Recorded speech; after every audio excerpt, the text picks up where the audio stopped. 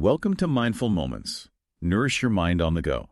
This audio uses AI narration to present our original book analysis. Today we're diving deep into Lisa Wingate's Before We Were Yours. It's a story told across two different timelines, one the present day and the other back in the 1930s. It weaves together a present-day mystery with a truly shocking historical scandal.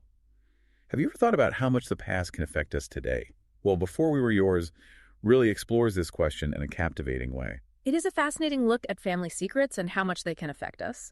But it goes beyond the usual. Wingate connects these ideas to a real historical scandal, and that makes it even more powerful. Right. So the book uses this dual narrative. Like I said, one is set in the present day, and the other is set in the 1930s. In the present day, we meet Avery Stafford. She's a successful lawyer, and she comes from a very prominent political family.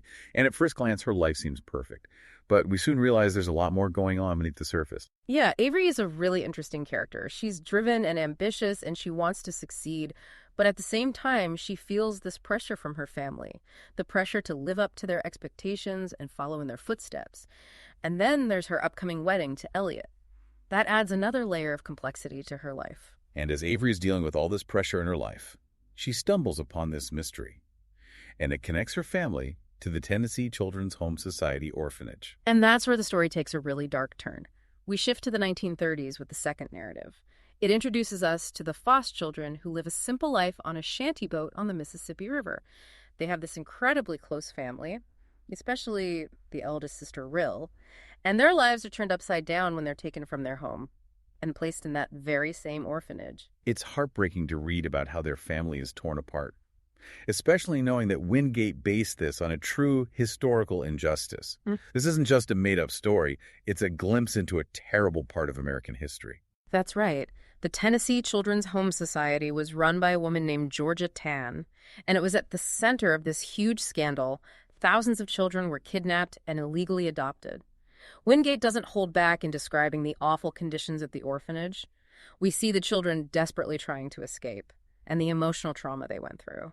The novel really brings those two narratives together. The fictional story of the Foss children and the true stories of children who were victims of this scheme. It makes you wonder how something this horrible could happen for so long and how the people in power allowed it to continue. Absolutely. It's hard to fathom how such a system could exist, and the level of complicity from those who had the authority to stop it. One of the most interesting things about this book is how Wingate uses these two different narratives to show how the past can affect the present. Avery's journey to uncover her family's connection to the orphanage forces her to face some difficult truths, and it makes her rethink everything she thought she knew. Exactly. It's like her whole world is turned upside down, and she's forced to confront this dark side of her family's history. It's a real journey of self-discovery for Avery. She's not just confronting her family's past, she's also figuring out who she is. The choices her family made years ago are directly impacting her life now, and she has to decide what she believes in and make some really hard choices. It's a really powerful look at how our past can shape our present, and how the decisions of previous generations can have ripple effects that we feel today. As Avery digs deeper into this mystery, she uncovers all these secrets and lies that her family has been hiding, and it puts her in this difficult position. Does she expose the truth even if it means hurting her family's reputation? That's the central conflict of the story. Avery is torn between being loyal to her family and doing what she believes is right. It's a really powerful exploration of what it means to be a family, and the weight of history, and the courage it takes to stand up for what you believe in. It's a reminder that sometimes doing the right thing means making difficult choices, even if those choices have consequences. The way these two narratives come together, the present-day mystery and the historical tragedy, creates this incredible tension that keeps you hooked. You find yourself asking questions right alongside Avery, wrestling with these ethical dilemmas, and feeling the emotional weight of what's being revealed. It's a story that really gets under your skin and makes you think about the choices we make and the impact those choices can have on others. It's a story that will stay with you long after you finish reading it. Oh, absolutely. It's a book that makes you think and feel and question. And that's what makes it so powerful. You know, it's interesting to see how Avery reacts when she finds out about her grandmother's connection to this orphanage. Like, her whole world changes.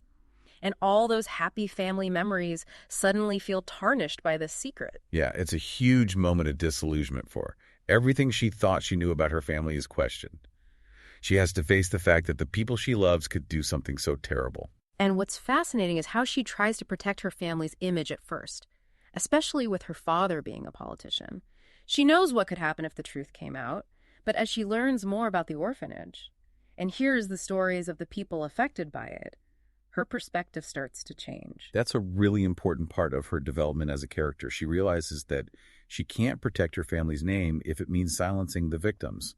Those people whose lives were shattered by the Tennessee Children's Home Society, their stories become more important to her than keeping up appearances. Right, and Wingate does a brilliant job of weaving those stories into Avery's journey. It gives a voice to those who were silenced.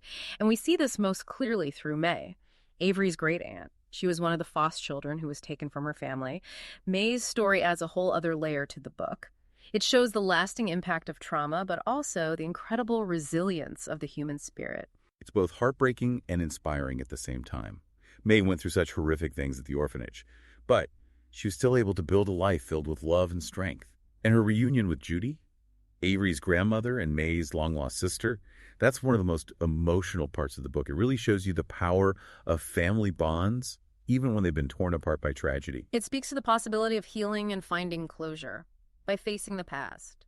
It shows how acknowledging and working through those painful memories, even after so many years of silence, can be incredibly powerful, not just for those directly involved, but for generations to come. And Avery sees this happening right in front of her.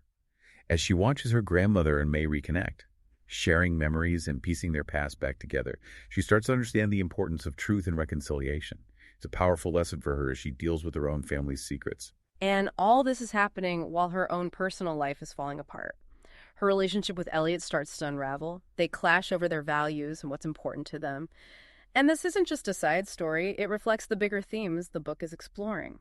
Elliot represents the way things are, that desire to keep up a perfect image and protect the family name no matter what. But Avery is changing. She doesn't want to just accept things at face value anymore. She wants to dig deeper, find out the truth, and fight for what's right, even if it means going against her family. So their relationship becomes this kind of microcosm of the bigger conflict, the conflict between holding on to a carefully constructed image and embracing who you truly are, even if it's messy and painful. And this conflict leads Avery to make a really tough but powerful decision. Yeah, she breaks off her engagement with Elliot. She realizes that they're going in different directions. It's a big moment for her. It's like a declaration of independence. Yeah. She chooses to listen to her conscience and do what she believes in, even if it means disappointing people. It really highlights one of the book's core messages, that true happiness comes from being true to yourself, even if it means challenging what society or your family expects of you. Avery's story is something anyone can relate to, especially if you've ever felt pressured to fit in or keep quiet. Before We With This also has a lot to say about systemic injustices. The story goes beyond Avery's personal journey. It exposes how power and privilege were used to exploit families and silence anyone who spoke out. It shows how people in authority, judges, politicians, social workers, how they turned a blind eye to what was happening in the orphanage system. Yeah, it's a sobering reminder that even in a society that talks about justice and equality, the system can be rigged to benefit the powerful, and it often comes at the expense of those who are most vulnerable. This is something that's relevant no matter what time period we're talking about. It makes us think about how power structures and biases still exist today and how they continue to create injustice. And Avery takes this message to heart. The more she learns about her family's involvement in this scandal, the more determined she becomes to expose the truth and fight for justice. And that leads to the climax of the novel, this clash between the past and present, truth and secrecy, justice and complicity. It all comes to a head when Avery brings her family to the abandoned site of the Tennessee Children's Home Society. She forces them to face the physical remains of their silence. It's such a powerful moment. A confrontation with the past that they can no longer ignore. And it's there at the ruins of this institution that Avery finally finds her voice. She challenges her family to acknowledge their part in this, to take responsibility for their actions. It's a moment of release, not just for Avery, but for all those lives touched by this place. The truth that was hidden for so long is finally brought into the light, and it opens up the possibility of healing and forgiveness. This confrontation changes things for Avery's family. They have to rethink their values, face their past, and consider how their choices affected others. The road to redemption is long and complicated. But this moment is a turning point, a step toward a more just and fair future. Before We Were Yours ends on a hopeful note. It shows how important it is to face the past, to speak truth to power, and to fight for justice. It also challenges us to look at our own role in these systems of power and privilege, and to use our voices to speak up for those who are being marginalized or silenced. Wow, we've really gone deep into this story. We've explored family secrets, the weight of history, and the power of truth and reconciliation. And even though it's a work of fiction, it's deeply rooted in a real-life scandal that still resonates today. One of the biggest takeaways for me is that history isn't just something that happened a long time ago. It lives within us, it shapes who we are, and it influences our future. It reminds us that we all have a responsibility to acknowledge past injustices and to work towards a more just and equitable world. Before we were, yours has gotten a lot of praise. For its powerful storytelling and its ability to shed light on this really dark part of American history. Readers have been so moved by the characters, and many have been inspired to learn more about the Tennessee Children's Home Society scandal. Yeah, Wingate does an amazing job. She balances the historical facts with the emotional heart of the story. She brings the history to life and makes the human cost of this scandal impossible to ignore. Her writing is both informative and engaging. It makes this history accessible to everyone, even if they don't know much about it. I totally agree. It's like a gateway for readers to engage with these really tough topics, like child exploitation and the long-term effects of trauma. It starts conversations and raises awareness, which is so important. And it makes you think about how adoption and child welfare systems have changed over time. Have they evolved enough since the Tennessee Children's Home Society? What protections are in place now to prevent this from happening again? These are questions we should all be asking. The book has also sparked some debate, though, especially about how it portrays real events and people. Some critics say that turning such a sensitive subject into fiction can be exploitative, or that it oversimplifies a complex historical issue. Yeah, that's a valid point. When you're dealing with historical trauma, especially when real people are involved, you have to be careful not to sensationalize their experiences just for the sake of a good story. It's a tough balance to strike between artistic expression and historical accuracy. How much creative freedom is too much? I think it comes down to the author's intentions and how they approach research and representation. In Before We Were Yours, I think Wingate shows a real commitment to honoring the stories of those affected by this scandal. Her thorough research, her conversations with survivors, and her use of her platform to raise awareness all show that she wants to shed light on this dark chapter in history, not exploit it. She handles the subject matter very carefully, and she encourages readers to dig deeper into the historical context. Before We Were Yours is a great example of how storytelling can raise awareness, start important conversations, and promote empathy. And I think that's why this book continues to resonate with so many people. It reminds us that history isn't just about facts and dates. It's about the lives and experiences of real people. And through stories like this, we can connect with the past in a really meaningful way. It's a story that stays with you long after you finish reading. It makes you think and reflect and want to talk about it with others. We've reached the end of our deep dive into Before We Were Yours. We explored family secrets, the weight of history, and the power of truth and reconciliation.